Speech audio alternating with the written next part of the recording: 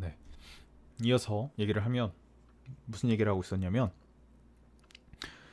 컬러 뎁스에 대해서 얘기를 하고 있었는데 색 다양성이라고 간단하게 얘기하면 될 것 같습니다. 그러니까 무슨 말이냐면 얘기했듯이 우리가 일반적으로 RGB라고 하는 우리가 흔히 사용하는 RGB는 256가지의 숫자로 표현할 수 있는 빨강, 256가지의 숫자로 표현할 수 있는 초록, 256가지의 숫자로 표현할 수 있는 파랑, 요 세 가지를 조합해서 어떤 색을 얻어내는 겁니다.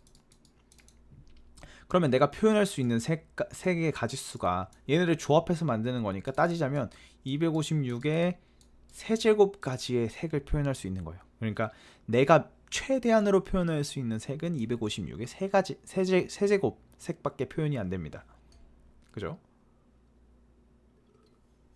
근데 요 256이라는 숫자는 2의 8제곱이거든요. 2의 8제곱. 그래서 256이라는 숫자를 표현하려면 컴퓨터는 8비트의 정보가 필요합니다. 8비트의 정보가. 그래서 따지자면 얘 8비트, 얘 8비트, 얘 8비트의 정보를 갖고 그거 가지고 색을 표현을 하는 겁니다. 근데 만약에 얘가 8비트가 아니라 내가 어떻게 해서 10비트까지의 색깔, 그러니까 10비트면은 1024가지예요.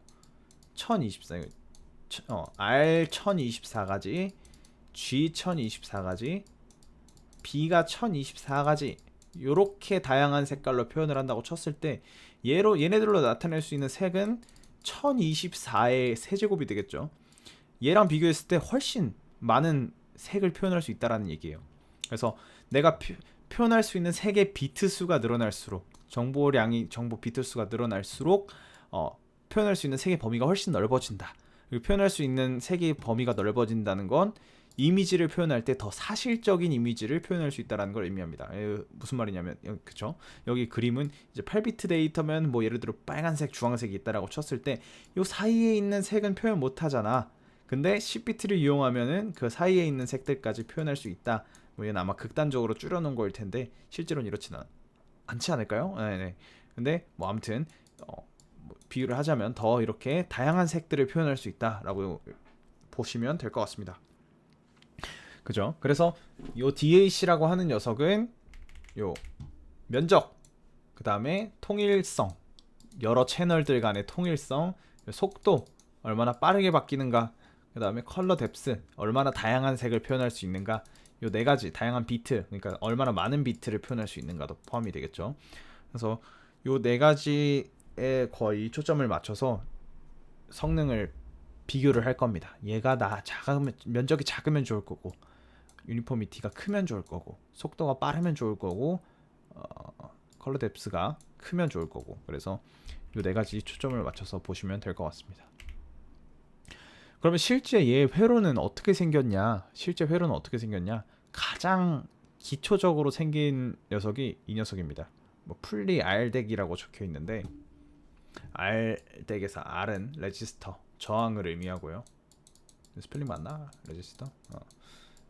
저항을 의미하고 지금 보시는 것처럼 이렇게 생겼습니다. 그래서 예를 들어서 이렇게 접근을 하는 겁니다. 아까 데이터가 5V, 0V로 들어온다라고 했는데 뭐 예를 들어 여기다가 내가 5V짜리 전압이 지금 들어오는 거예요. 5V가. 여기는 지금 0V가 들어오는 거고. 그죠? 그럼 만약에 지금 여기 있는 거 무시하고 얘는 무시하고 여기만 봤을 때 저항만 봤을 때 그죠? 이 부분만 봤을 때 만약에 저항 값을 내가 다 똑같이 만들었어. 저항을 다 똑같이 만들었으면 우리 그죠? V는 IR 중학교 과학과정에서 배울 수 있던 그 V는 IR 식에 따르면 어떻게 되냐면 얘가 5V 얘가 0V니까 색깔 바꿀 수 있나 이거? 여기 사이에 지금 5V의 전압 차가 발생을 하고 있어요. 요 위랑 아래 사이에. 그죠? 그래서 5V 전압차가 발생을 하고 거기에 지금 저항이 직렬로 4개가 연결돼 있으니까 4R에 직렬 연결돼 있고 5V 전압이니까 전류가 뭐 얼마가 흐르겠죠. 4R분의 5 암페어가 흐르겠죠. 그러면 4R분의 5 암페어가 흐르니까 여기 그죠? 여기에 전압 V1이라고 적혀 있는 여기 전압은 얼마여야 되냐? 여기에 4R분의 5 암페어가 흐르니까 여기 다시 V는 IR에서 R 곱하면 4분의 5V가 걸려 있겠네요. 여기 전압에는. 그죠? 전압에는 4분의 5V, 여기도 4분의 5V, 여기도 4분의 5V. 똑같이 4분의 5V가 다 동일하게 걸려 있을 거예요. 그러면은 다시 지우고 여기에 지금 4분의 5V가 걸려 있고, 그죠? 그러면 여기 약간 0V라 그랬으니까 0V에 연결되어 있었다 그랬으니까 여기는 V1은 1.25mV, 그러니까 4분의 5V를 소수로 바꾸면 얘죠.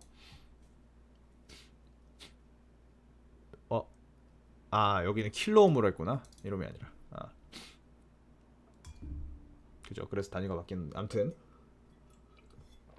4분의 5에 해당하는 어떤 그 B로 따지면 4분의 5에 해당하는 값이 나올 거고, 여기 V2는 그러면 여기서 또다시 4분의 5V만큼 올라가는 거니까 4분의 10V, 그죠? 4분의 5V 두 번 올라갔으니까, 그래서 2분의 5V 2.5에 해당하는 전압을 갖게 될 겁니다. 그리고 여기는 3.75V, 그죠? 75V, 3.75V, 요 네 가지 전압을 갖게 될 겁니다. 그래서 얘네가 지금 우리가 이거를 볼테이지 디비전이라고 하는데, 전압 지금 빨간색으로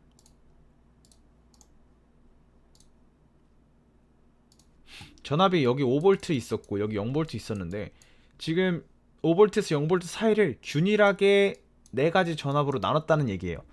그래서 0V 여기 사이에 1.25 차이 나고 여기 사이에 1.25 차이 나고 균일하게 네 가지로 나눴다는 얘기입니다.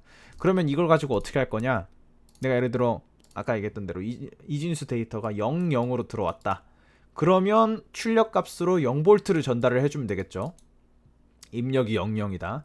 입력이 만약에 0, 1이다. 그러면 출력으로 얘를 전달해주면 되고, 입력이 만약에 1, 0이다. 그러면 얘를 출력으로 주고, 만약에 1, 1이 입력이다. 그러면 얘를 출력으로 주면, 이 네 가지 서로 다른 경우의 수에 대해서 서로 다른 전압을 줄 수가 있겠죠. 그죠? 이렇게 되면 우리가 원하던 그 목표에 달성을 하는 거니까 이진수 데이터를 가지고 와서 하나의 전압으로 전달을 해주자. 서로 다른 전압으로. 그게 우리가 목표였으니까 얘가 그 목표를 지금 일단은 전압을 나누는 데까지는 성공을 했다는 거죠. 전압을 나눴으니까 요거에 맞춰서 적절한 전압을 전달을 해주면 된다. 이게 결론입니다. 그래서 그거를 담당하는 부분이 여기 붙어 있는 요 부분이에요. 지금 얘는 뭐냐면 우리가 이렇게 생긴 애인데 모스펫이라고 하는 녀석입니다. 영어로는 이렇게 적고 모스펫이라고 하는 녀석인데, 그냥 여기서 사용하는 용도는 보통 스위칭 용도로밖에 안 쓰이니까 단순하게 얘기를 하면, 여기에 이쪽에다가 내가 여기 뭐 예를 들어 여기가 뭐 예를 들어 지금 그냥 극단적으로 10V가 걸려 있다라고 치고, 여기가 내가 출력하는 전압이야. 내가 여기서 출력을 받을 거야. 내가 만약에 여기에다가 5V 전압을, 여기 10V 하면 좀 그러네. 10V 말고 좀 오해가 생길 수 있으니까, 뭐 예를 들어 여기에 뭐 1V가 걸려 있다. 1V 전압이 지금 들어오고 있다. 얘한테. 여기서 내가 만약에 이쪽 선에다가 5V 전압을 연결을 해주면 얘가 마치 서로 이 선이 연결된 것처럼 동작을 합니다. 얘가 연결되어 있으면 이렇게 쭉 연결되어 있는 거니까 여기가 1V니까 여기 출력하는 전압도 1V로 보이겠죠. 그래서 얘는 여기에 5V가 걸리면 여기 선이 연결된다.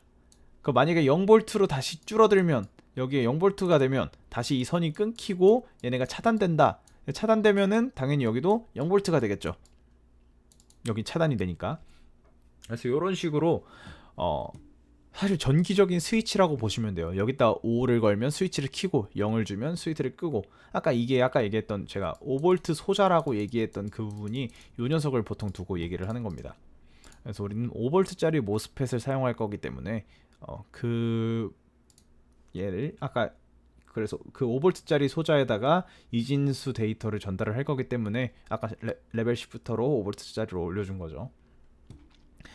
그래서 지금 여기 보시면 이렇게 연결이 돼 있는데 지금 여기 뭐 위에 숫자가 있는데 D는 뭐냐면 D1, D0은 뭐냐면 아까 얘기했던 0101 그 데이터입니다. 이렇게. 그러니까 만약에 00이라는 데이터를 내가 집어넣었다. 그러면 D0은 0일 거고 D1은 0일 거고. 그죠? 01이라는 데이터를 집어넣었다. D0이 1이고 D1이 0이고. 10이 들어왔다. D1이 1이고 D0이 0이고 이런 식으로 전달되는 겁니다. B가 붙어 있는 거는 얘를 반전시켰다. 그래서 DB1이면 이 경우에는 D1이 0이었으니까 DB는 반전시켜서 5. 여기도 마찬가지로 DB0이다. 그러면 여기서 얘가 0이었으니까 여기는 5. 이런 식으로 반전된 녀석이에요. 얘는 뭐 이렇게 쓴 구체적인 이유가 있긴 한데 뭐 자세한 설명은 조금 넘어가는 걸로 하고 일단 아무튼 여기 예를 들어 지금 여기 밑에만 봤을 때 밑에만 본다고 쳤을 때 만약에 내가 00 데이터를 넣었으면 지금 어떻게 되죠? 00 데이터를 넣었으면 D1이 0이고 D0이 0이겠죠. 그러면 DB1은 5고 DB0은 5일 겁니다. 그죠? 얘가 5고 얘가 5니까 여기가 활성화된다는 거예요. 여기랑 여기가 5고 5니까 얘네 둘이 연결이 된다는 거예요. 이렇게 아까 5V 걸리면 연결된다 그랬으니까 뭐 여기도 뭐 있지 않나요? DB1, DB0 근데 얘는 여기 지금 자세히 보면 동그라미 하나가 달려있죠. 얘는 뭐냐면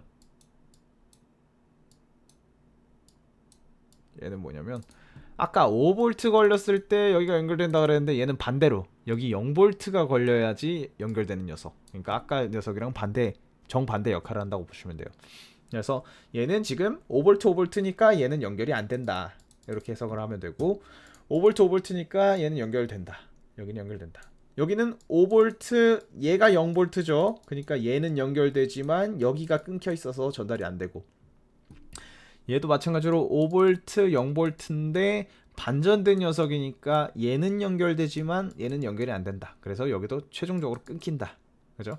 그러면 결론적으로 00이 들어왔을 때 연결되는 녀석은 요거 한 줄밖에 없어요. 그죠? 그러면 Vout 요 출력 전압은 결국 얘가 전달이 될 겁니다. 여기까지. 그죠? 아까 얘가 얼마였냐면 0V. 그래서 00을 집어넣었을 때 0V가 출력된다. 맞죠? 우리가 의도했던 바대로고 01이 들어왔다라고 쳤을 때 D1이 0이고 D0이 1이고 그랬을 때 DB1은 5, 이거 5로 해야 되네. 5일 거고 DB0은 0일 거고 이렇게 전달이 되겠죠. 그럼 여기 봤을 때 얘는 연결되지만 얘는 끊기고 0이니까 얘가 0이니까 얘는 연결되고 그 다음에 D0도 5였으니까 연결되고 5니까 연결되고 얘는 0이라서 얘는 아까 0이라서 연결이 안돼. 이거 5죠. 얘가 5니까 0일 때 연결되니까 얘는 연결 안되고 얘도 5니까 연결 안되고 얘는 DB1이니까 여기 5고 여기가 0이니까 얘는 연결되지만 얘는 연결이 안되고 그래서 결론적으로 연결되는 애는 얘밖에 없다. 얘가 V1 값이 출력으로 나갈 거다. 그래서 V1 값이 얼마냐면 1.25mV. 아까 우리가 두 번째로 해당되는 녀석이었죠. 그러면 똑같이 계산을 해보시면 아마 뭐 나머지 부분 직접 하실 수 있을 건데 1011이 들어왔을 때 10일 때는 얘가 나가고 11일 때는 얘가 나가고 이런 식으로 서로 다른 전압이 각 그 스위치에 따라서 껐다 켰다 하면은 적절하게 아웃풋으로 전달이 됩니다. 요 방법을 이용하는 게 이제 가장 전통적인 방식의 알덱입니다. 가장 그죠, 근본이라고 보시면 되는데 뭐 근본이라 그래서 지금도 사용한다 막 이런 느낌은 아니고 이런 역할을 하고 일단은 빠릅니다.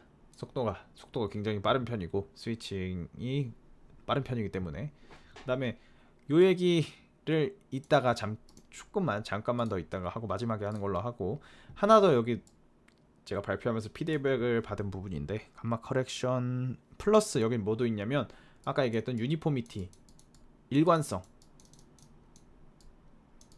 그렇죠? 일관성이 굉장히 좋습니다. 왜냐면은 뭐 예를 들어 아까 채널이 여러 개 있었잖아요. DAC 채널이 여러 개가 있었고 각 채널마다 똑같은 전압을 전달을 해줘야 되는 건데 그러면은 V 아웃이 각 채널마다 있다라는 거예요. 그죠? 그러면 여기는 오차가 생길 만한 부분이 사실 요 저항 부분 여기가 보통 많이 나는 부분입니다. 크게. 그래서 얘를 여기 각 채널마다 요 저항값이 서로 다르면은 유니포미티가 안 좋아지는 건데, 얘 같은 경우는 어떻게 할 수 있냐면 지금 여기 요만큼을 요 채널에다가 쓰고 있다 그러면은 이걸 그대로 하나를 더 만드는 게 아니라 여기다가 그대로 선만 뽑아서 다시 또 스위치 연결하는 거예요. 여기다 이렇게 다시 스위치 연결해서 얘를 또 아웃풋 볼테지로 해서 얘가 쓰게 만드는 겁니다. 마찬가지로 얘가 쓰려면 여기다 그대로 다시 선만 연결해서 스위치, 이런 식으로 쓰면은 똑같이 나눠진 전압을 이 채널들이 다 공통으로 나눠서 쓸 수 있어요. 그래서 이런 측면에서 봤을 때 여기 에러가 만약에 있다라고 쳐도, 여기서 에러가 있다라고 쳐도 그 똑같은 에러를 다 쓰니까 유니포미티 측면에서는 문제가 없는 거죠. 내가 의도한 색이 아닐지언정, 뭐 빨간색을 원했는데 조금 덜 빨간색이 나올지언정 다 그 조금 덜 빨간색을 보여준다는 거죠. 그러니까 전반적으로 동일하게 나온다는 겁니다. 그래서 그게 이 풀리알덱의 굉장히 큰 장점이라고 볼 수 있고, 근데 이 단점이 너무 커요. 단점이 너무 큰데 적어놨나? 이거 뭐 예시 1, 0이 들어왔을 때 뭐 이렇게 켜진다 라는 예시고, 단점이 너무 큰데 면적 측면에서 너무 안 좋습니다. 왜냐면 지금 이게 2비트잖아요. 비트가 하나, 두 개 있어서 2비트입니다. 만약에 3비트를 만들고 싶으면 어떻게 해야 될까요? 3비트를 만들려면 전압이 3비트면은 지금 2비트인데 전압이 4가지였죠. 3비트면 전압이 8가지 전압이 필요합니다. 8가지 전압을 만들려면 지금 2비트일 때 저항 4개를 썼죠. 8가지를 만들려면 4개를 더 달아서 총 8개의 저항이 필요하고, 이 한 줄의 스위치도 하나, 둘, 3개가 있어야 돼요. 왜냐면 3비트니까 하나, 둘, 3개 비트를 받아야 되니까. 그럼 스위치 수가 어떻게 될까요? 스위치 수 3개에다가 아까 8개로 늘어났으니까 24개 스위치가 필요하겠죠. 지금 여기 봤을 때 8개고, 그죠? 그러면 만약에 4비트가 된다면 여기 한 줄의 스위치 4개, 얘는 4비트면 총 몇 가지가 필요하냐면 2의 4제곱계 16가지의 전압이 필요하고, 그럼 또 16가지 저항이 필요하니까 뭐 16 곱하기 4 해서 64개 뭐 이런 식으로 이 필요한 스위치 수가 너무너무 늘어납니다.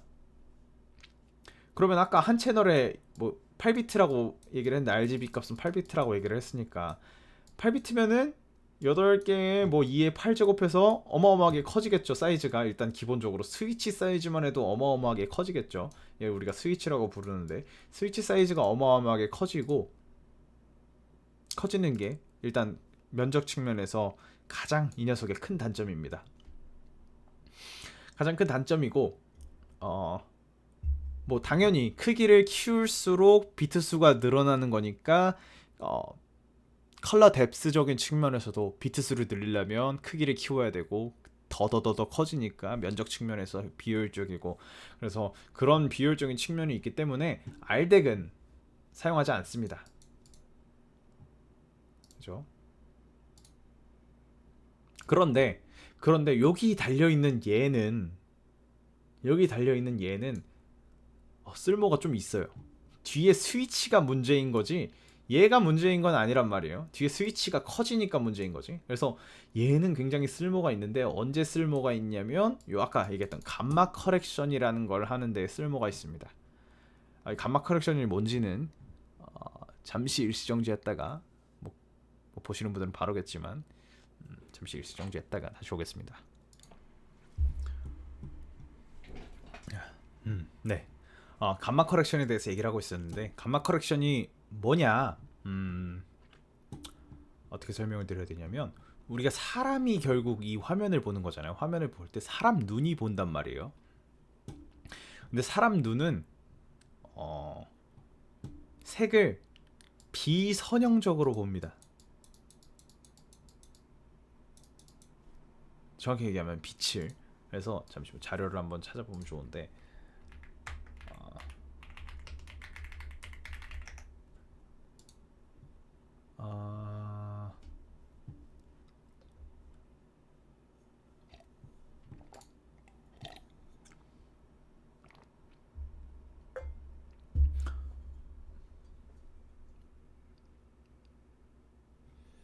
적절한 이미지가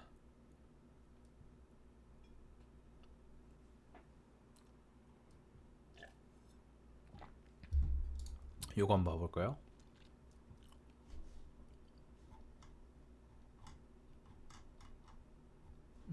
아닌가? 잠시만요.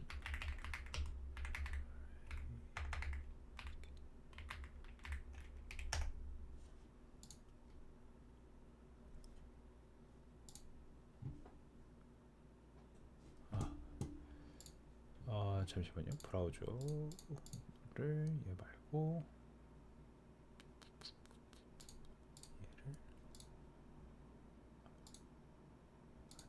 얘를 아니지 여기서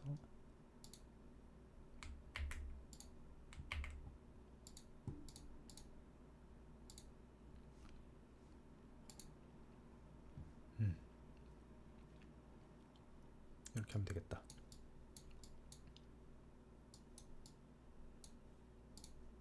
자, 구글에서 가져온 이미지인데 지금 요 이미지를 보시면 이 색깔이 보이죠?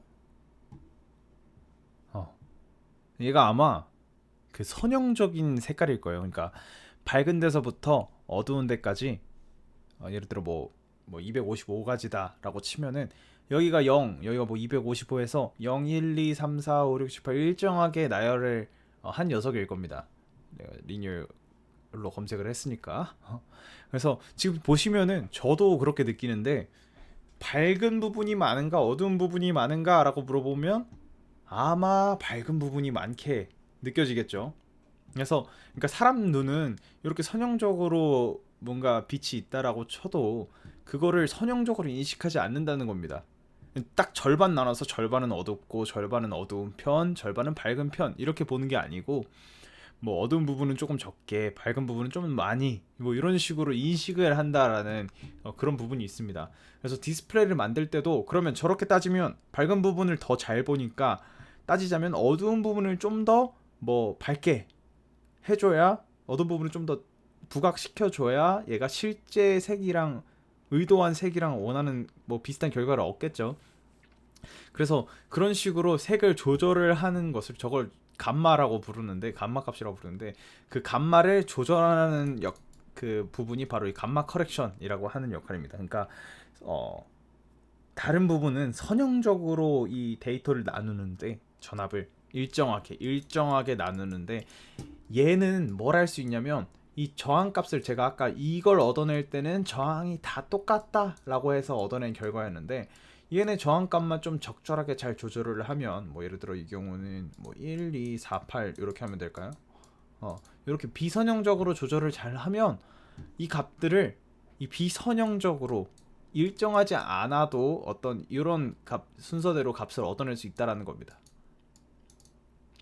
그러면 요걸 이용해서 감마 커렉션이 굉장히 용이해져요. 감마 커렉션을 위한 전압을 얻어내는 게 굉장히 용이해집니다. 그래서 이 부분을 포기를 못하는 겁니다. 그래서 이 부분은 계속 사용할 거고 일반적으로 여기 부분을 우리가 뭐라고 부르냐면 R 스트링이라고 얘기를 해요. 저항으로 구성된 선, 쭉 이어진 선 이렇게 얘기를 하고 이 감마 커렉션에 굉장히 용이하기 때문에 뒤에서도 활용을 한다. 그러면은 그죠? 아까 맨 첫 부분에 보셨던 요 감마 레퍼런스 볼테지라고 라고 적혀있는 게 이제 뭔지 아시겠죠? 저 부분을 얘가 나눠서 쓰는 겁니다. 저 부분에서 전압 두 개를 빼가지고 나눠서 쓰는 겁니다. 그죠?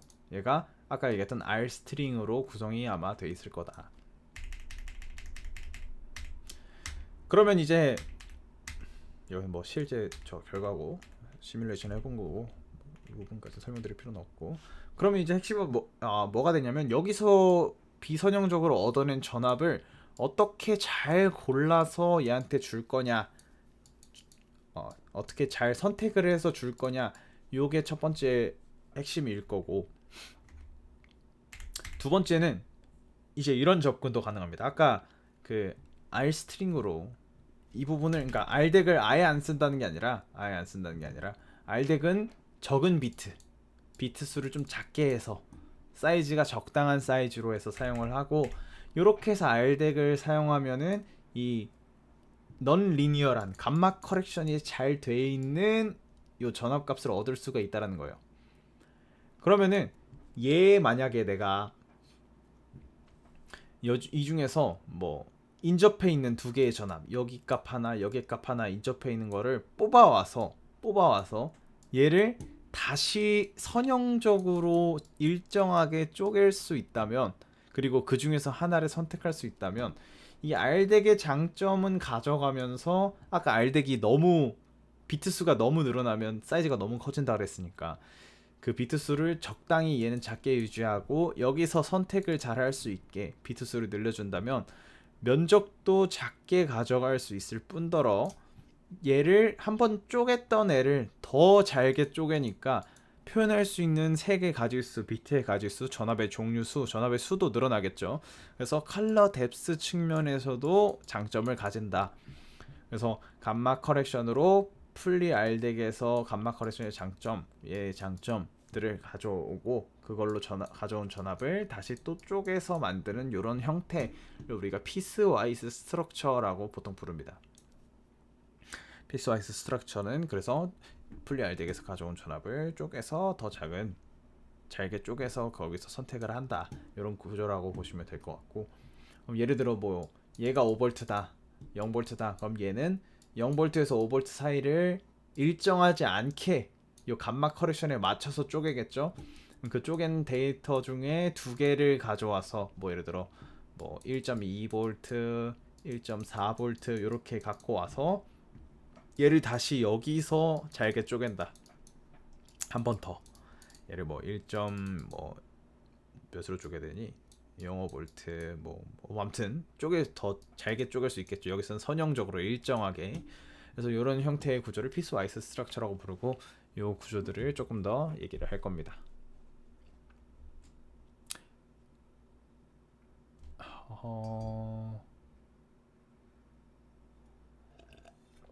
요거 얘기하는 걸 그러면 다음 영상에서 합시다.